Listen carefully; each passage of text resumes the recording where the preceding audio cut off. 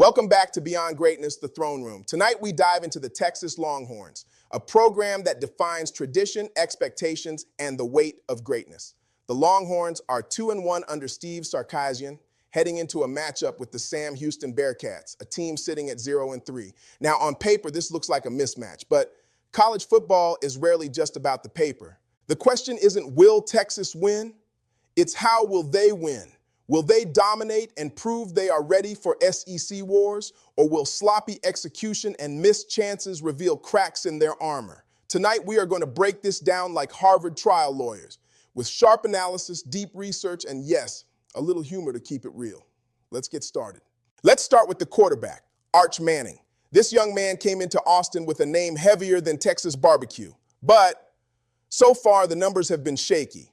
Completion percentages low, interceptions too high, and against UTEP, fans booed him off the field. Now, DeAndre Moore Jr. returns this week from concussion. That adds a proven weapon, but Quintrevian Wisner is still sidelined. C.J. Baxter banged up, which means Arch might have to carry more weight on his shoulders than ever. That's the stake. But Texas can't serve it with a plastic fork. If the offensive line doesn't protect, if the running game doesn't balance, Arch becomes vulnerable. And when a young quarterback presses, turnovers follow. Defensively, Texas has one of the most underrated stories in college football. Hero Kanu, transferred in from Ohio State, now anchoring the defensive tackle spot. He's been exactly what this program needed.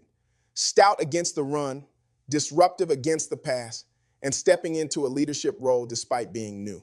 The scheme under Pete Kwiatkowski, 4-2-5, requires safeties to clean up mistakes. That's why Jonah Williams' possible return matters. With him in the back, Texas can tighten coverage and let that front four go to work. But Sam Houston will test them. Don't be fooled by 0-3. They'll throw wrinkles, trick plays, anything to catch Texas napping. And if Texas blitzes too much, it could backfire. Now let's talk coaching. Steve Sarkisian. This is year 5. Expectations are playoff or bust. No excuses. And while Texas has flashes of brilliance, we're still asking the same question. Can Sark build consistency? Discipline? Red zone efficiency, penalties, these are the silent killers. Last week, Texas gave away yards like candy. That won't fly in SEC play. And here's a key turning point. If Arch delivers in the red zone, and if the defense gets pressure with just the front four, this game could be over by halftime. But if Sark leans conservative, if he plays scared, Sam Houston will hang around, and you never want an underdog to believe. Let's shift gears to the intangibles. Texas is at home. Darrell K. Royal Texas Memorial Stadium, the sea of burnt orange. That place gets loud, rowdy, and dangerous for visitors. But here's the reality. Texas fans don't just want wins anymore. They want domination.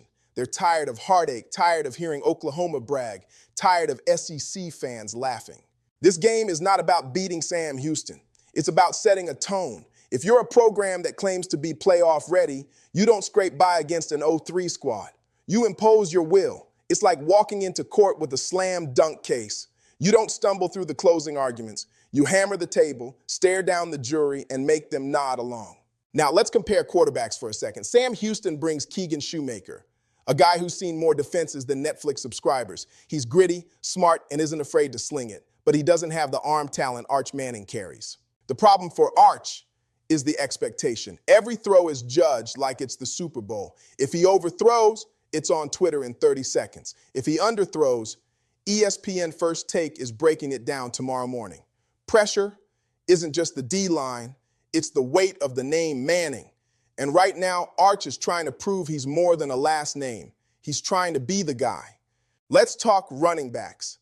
With C.J. Baxter banged up, the load falls on Jaden Blue. This kid has burst. He can break tackles, stretch runs, and change games. But the question is, can he handle a full load? Because against Sam Houston, you want balance. If Arch has to throw 40-plus times, that's trouble. But if Blue can pound the ball, eat clock, and keep defenses honest, Arch gets easier reads. And let me tell you, when Texas runs the ball well, their offense flows smoother than Chris Rock telling a joke about marriage. Sharp, quick, undeniable. Now let's zoom out. The Texas Longhorns aren't just playing Sam Houston. They're playing for perception. Every snap is being scouted by SEC opponents. Alabama, Georgia, LSU. They're all watching. They want to see if Texas is soft or if Texas is serious. This game is a mirror. How Texas looks here is how people will project them in conference play. A dominant 40-point win, suddenly the Longhorns are back in playoff conversations. A sloppy 10-point escape, suddenly they're frauds. And that's why Sark has no wiggle room. This is statement season. Either Texas proves they are the hunters or they're exposed as the hunted. Here's where the conversation gets real. Let's talk defense. Texas has the size, speed, and depth. But do they have the discipline against Sam Houston? It won't be about stopping talent. It'll be about stopping themselves. Penalties, blown assignments, lack of focus, those are the killers. Because if you let a smaller program hang around, if you give them short fields, if you give them life, that's when miracles happen. And trust me, sports are filled with miracle plays that never should have happened. This Texas defense needs to step up like a judge banging the gavel saying, order in the court. No nonsense, no excuses, no second chances.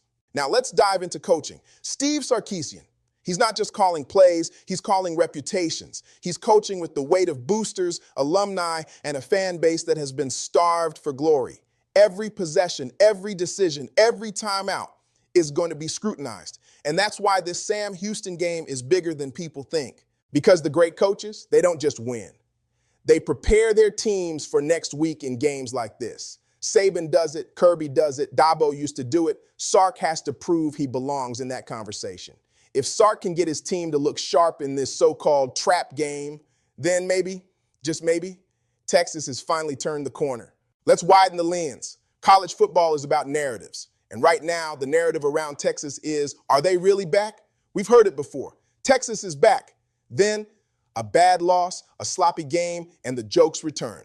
This is their chance to control the story. Beat Sam Houston by 40. And suddenly the playoff committees are paying attention. Win by 10, and the headlines will say, same old Texas. In a courtroom, perception is reality. If the jury thinks you're weak, it doesn't matter what evidence you present.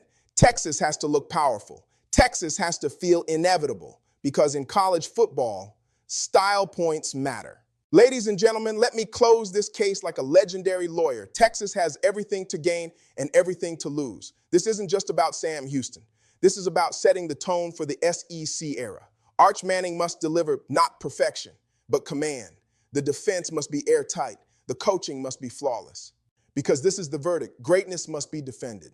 If Texas shows up flat, they'll be laughed at on every sports show in America. But if they show up sharp, dominant, ruthless, then the message will be clear. The Longhorns are no longer asking for respect. They're taking it.